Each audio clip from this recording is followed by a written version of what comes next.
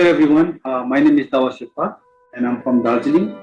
I'm a mountaineering guide, a trekking guide, and I'm an enthusiastic cyclist. I'm a marathon runner. I take people into high mountains like in Sikkim, Ladakh, Nepal, Bhutan.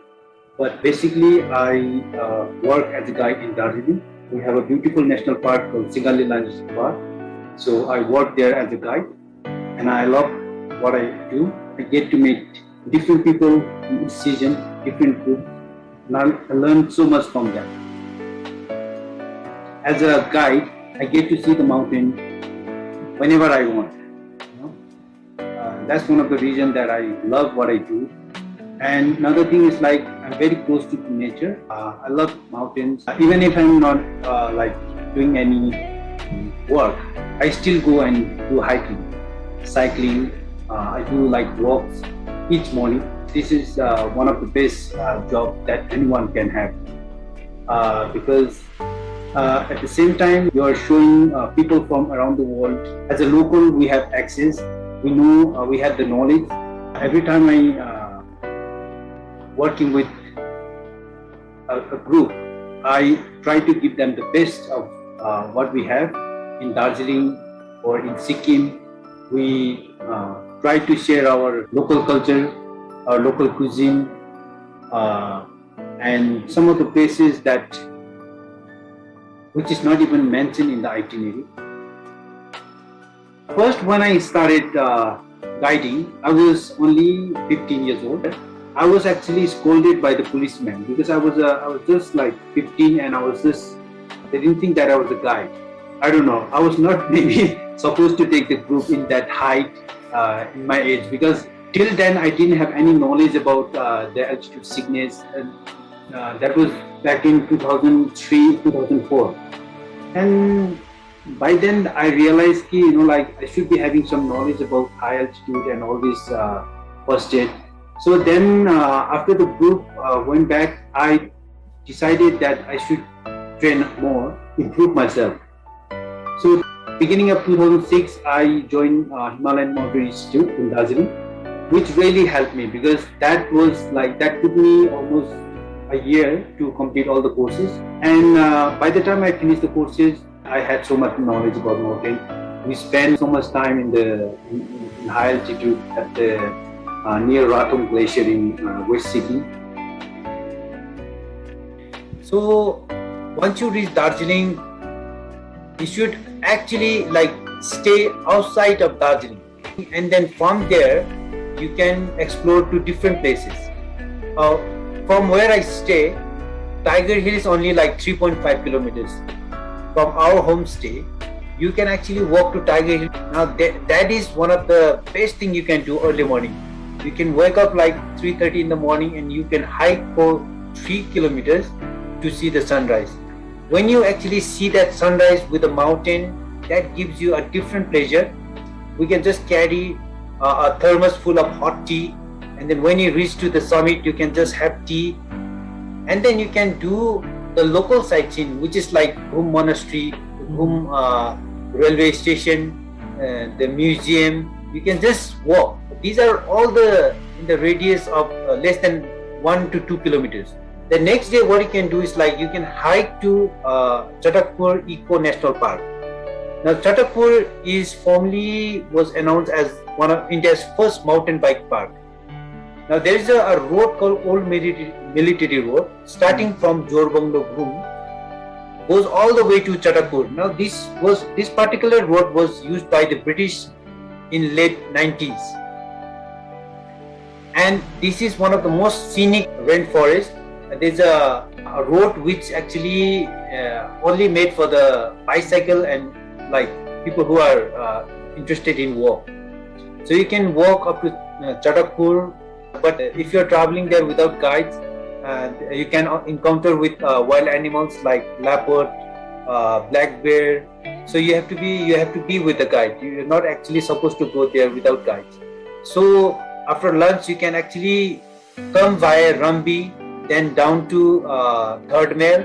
Now this is another day. Now if you really wants to see like tea plantation. There is this beautiful homestays in tea garden also. You can easily spend 2-3 days there. So what I suggest, like people who are coming here in Darjeeling, is like they can just do 2 or 3 days of sightseeing in Darjeeling, and then they can start planning about Sandakpur, because spending 2-3 days at altitude around like 2000 meter, acclimatization is really important. So after that, so whenever people have no time to go to Sandakpur for hiking, what I do is like I drive them up to a place called Dhotre. Dhotre is like 19 kilometers drive from Manimanjang, and there is beautiful homestay, like beautiful village. You can spend one night there. You can just interact with the locals. It's a beautiful viewpoint at Dhotre, a monastery, and then next morning you can hike from Dhotre to Tonglu, which is less than 5.5 kilometers. And the forest that you trek up to Tonglu from Dhotre, it's one of the most scenic pine forests, and go up to like meadows, like rhododendron, like all these beautiful forest, and then you finally reach Tonglu, and you can just enjoy the view from Tonglu. You can get the view of Mount Kanchenjunga, like on a clear day you can even see Everest. Then you descend down to Tumling, have lunch, and those people who has like a time, they can spend one night there. Next morning they can go up to Jongbari, hike, and then come back and have lunch, and they can actually hike down to Manimanjang, which is only 11 kilometers. And from Manimanjang they can come to Darjeeling, and this is exactly the same view that you get from Sandakpur and Tonglu. There is no hassle, because in Sandakpur the lodges are very limited. So in Indian side we only have tourist lodge, PWD. So most of the time these lodges are all full. So most of those Everest expedition, like mid 80s and 90s, they all started from Darjeeling, because those days like Nepal was not welcome for the foreigners. The Britishers used to walk from Darjeeling to Kalimpong, from Kalimpong to Nathula into Tibet, and from Tibet they used to attempt. Darjeeling holds a big history of mountaineering. The first Kanchenjunga summit, it was like 1955. That was also started from Darjeeling. It was not from Nepal. So all these things, there's so many history hidden in Darjeeling. There's so many places, like the first hydro project, first in Asia, that actually started from Darjeeling. The toy train, you can actually spend the whole day like doing toy train. Nowadays we have a heritage tour here that you can also do village tour in Darjeeling. You can also do one day. You can also do, if you are interested in Buddhism, you can also do monastery tour. And each monastery you can spend around like 2 to 3 hours. The culture and the god and goddesses. There's so much to see. This particular expedition that I never forget. 2018, there was a paraplegic guy who was from Australia. He had broken his back, actually spine, so he was like unable to walk. Mm-hmm. When he reached 29 years old, just in 2018, he decided to be the first paraplegic to reach Everest Base Camp. The whole planning took around like 6 to 8 months. Like he was training in Australia with one of his friend, and then we were like doing all the paperwork here in Nepal. So the idea was to take him up to base camp on a wheelchair, which was made especially with the carbon fiber. So this guy could do wheelbarrow, like if someone could hold his leg from behind, he could walk with his hand, but that was only like 10 to 15 meters each step. Each time. And that was taking long time, but we didn't have much time. So we wanted to like finish this expedition like within like 7 to 8 days. So what we tried to do was like try to carry him like on our back. So he was 85 kg, and carrying 85 kg above 3000 meters, that is like, it's a hell of a lot of work. Anyway, so we bought some bed sheets in Namchi Bazaar, and then we tied the guy on our back This particular one section from like that river up to Tengbuje Monastery, that is the hardest climb. And each of us will be carrying him for like 10 to 15 minutes up to that hill, because that carbon wheelchair was like useless. Yeah, you cannot use it. Like, yeah, it's a rocky section. You literally have to climb up that river. So we did that every day. Like 8 of us, we were carrying him for like 10 to 15 minutes each. Like we used to use the wheelchair. Just whenever we used to get the flat section, we used to like use the wheelchair. But on that particular day, it was a bit cold morning. The front wheel just snapped out, and from next morning, we just like had to carry him all the way up to base camp. It was especially on the last day from Labuche to Everest Base Camp. We started around like 3 o'clock in the morning, and that in that freezing morning, we were just carrying him. So that was like unforgettable things that I cannot forget. So it was, I gave my 110%. It was my dream to get him up there, and he gave me such a like joy, like when he actually does the base camp, because then when he does that base camp like sign and then he cried, I really felt that like this is something really heart touching. So that was really great. In 2017, I actually hosted the first MTB race in Darjeeling. So that was only 26 kilometers, but that particular race actually generated lots of like young people. That actually started the revolution of cycling in Darjeeling. Of course, there were some riders, they were like riding individually, but I particularly wanted to promote adventure sports in Darjeeling. So for that reason, I actually organized that race, which was called the Crank of the Hills. So that was one of the first MTB race in Darjeeling.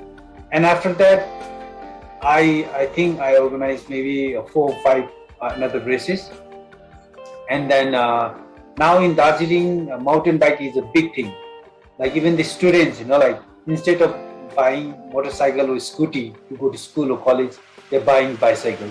So which is a good thing because it is carbon free, like zero pollution. The benefit is like that it makes you strong. I think the cycling is going to be a big thing in Darjeeling because now people are getting more aware. People are more aware of their health now. Like they're doing like lots of like I think the COVID has generated lots of marathon runners in Darjeeling and cyclists. So nowadays, if you visit Darjeeling, you'll see a lot of people running and cycling, especially in the morning. If you come to Darjeeling Chaurasta, a lot of people just just doing exercises, which is really good. So as a mountaineer, I always had a dream to climb Mount Everest because no matter how many mountains you climb, your clients, your friends, all they know is Everest. So if you are an Everester, everyone thinks you are a mountaineer. Even if I'm traveling abroad and introduce myself as a mountaineer, they always ask me whether I have been on top of Everest or not. And and that actually gives me some kind of unsatisfaction. So yeah, my dream is to climb Mount Everest as a mountaineer. But now as a cyclist, I really want to do Kashmir to Kanyakumari, which is like 4,000 plus kilometers. It's just like my dream because now keeping that goal in mind, I train every day. Not because I'm going there like next week or next month. If anytime I get a chance, I would do it. So my day actually starts quite early here. It's around like 4:35 o'clock. So by 6, I'm out of my house, out from my house. I'm usually like on my bike. I do like minimum 20 to 25 kilometers each morning, like within 1 hour. Then I come back, I do my routine exercise at home. I do yoga like 2 to 3 days a week. So these are all the preparation. I just want to stay fit that if I get any sponsorship, like to go to Everest or to do this cycling trip from Kashmir to Kanyakumari, I just want to be ready.